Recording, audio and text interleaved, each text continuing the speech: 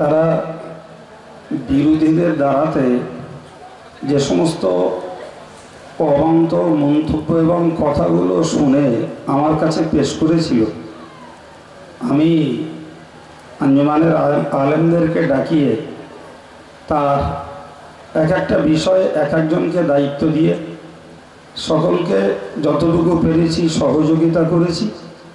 আর তারা নিজেরা মেহনত করে এই তথ্যগুলোকে সংগ্রহ করে আপনাদের কাছে পরিবেশন করছে, আপনাদের ঈমান আমল ইয়াকিনকে ঠিক রাখার জন্য। ফলে আমি আপনাদেরকে বলতে চাইছি, এত পরিমাণ বিস্তার দলিল হানাফি মাযহাবের বিভিন্ন মসলা পক্ষে রয়েছে, যা স্পষ্ট করে আপনাদেরকে শোনাতে গেলে অন্তত মিনিমাম 2-4 দিন সময় লাগবে। তো আমরা তো কয়েক ঘন্টার সমাবেশের ব্যবস্থাপনা করেছি, ফলে সব কথা হয়তো আপনারা আম মানুষ বুঝে উঠতে পারছেন না, যেহেতু ব্যস্ততার সঙ্গে বলছে। তো যতটুকু সাধারণ মানুষ হিসেবে বুঝবেন আলহামদুলিল্লাহ, তা না হলে যেহেতু কথাগুলো লাইভ হচ্ছে এবং রীতিমতো শত শত ক্যাসেট হচ্ছে, পরবর্তীকালে জ্ঞানীরা শুনলেও এই তথ্যগুলোর পক্ষে তাদের সমর্থন পাওয়া যাবে ইনশাআল্লাহ।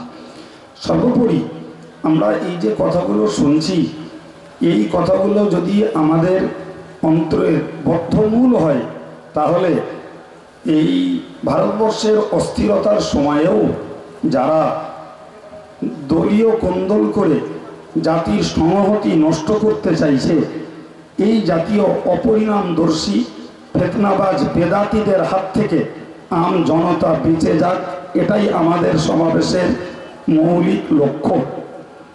কথা বুঝতে পারছেন তো? প্রোগ্রাম চলছে তো সময় মতন, মাঝখানে একটু যান্ত্রিক গোলযোগে ডিস্টার্ব ঘটেছে। আল্লাহ যদি সহযোগিতা করেন, আপনাদের যদি উপস্থিতির ঢল থাকে, আলোচনা চলবে ইনশাল্লাহ। তবে আমি পরবর্তী প্রোগ্রাম ছোট্ট করে একটু জানাচ্ছি। ভাই, পাশেই মসজিদ, সেখানে আজান শুরু হয়েছে। জি, যদিও বন্ধ দিতাম, কিন্তু আমরাও এখানে জমাত করব। ফলে ওখানে আজান হয়েছে মানে আমরাও এখানে আজান দেবো, জমাত হবে।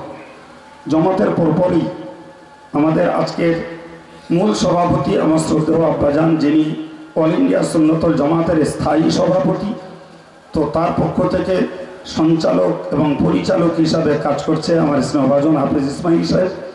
তো জোহরের নামাজ বাদেই ইসমাইল সাহেব উঠবেন, দুটো বিষয় নিয়ে আলোচনা করবেন।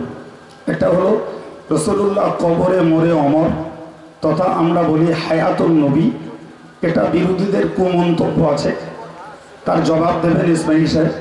সঙ্গে ভাই, আমরা অন্যের কাছ থেকে বিদ্ধ হই, মানে অন্যের কাছে আমরা বিষ বাক্যের শিকার হই, তো আমরা পাল্টা সহজে কারুর নামে বিষ বাক্য ছড়াই না।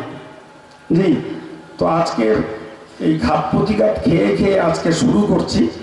ইসমাইল সাহেব হায়াতুন নবীর উপরে বলবেন, পরেই বলবেন যে বর্তমান যারা হানাফি মাযহাবের বিদ্বেষী, তাদের কিছু ভ্রান্ত আকীদা এবং মসলা তাদের বই থেকে, যেগুলো শুনলে বুঝবেন যারা ইসলাম ধর্মের কতটা দুশ্মন।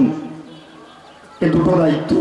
পরবর্তীকালে আসবেন আমাদের সংগঠনের সর্বাপেক্ষা প্রবীণ বক্তা এবং টোটাল সংগঠনের অনুপ্রেরণা আমার আব্বাজান।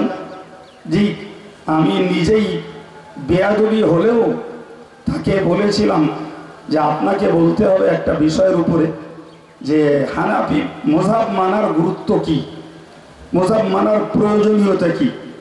তো ইসমাইল সাহেবের পরে তিনি বলবেন মাযহাব মানার গুরুত্ব কি।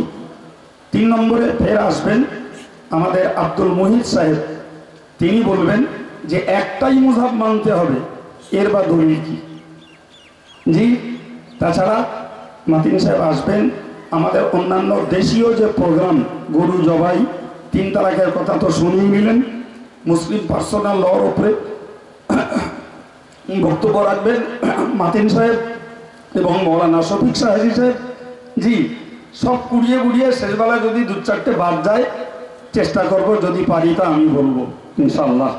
জি, এখন কোনো রকমের সময় নষ্ট করাবেন না, এইদিকে পশ্চিম কাতার দিয়ে দাঁড়িয়ে যান।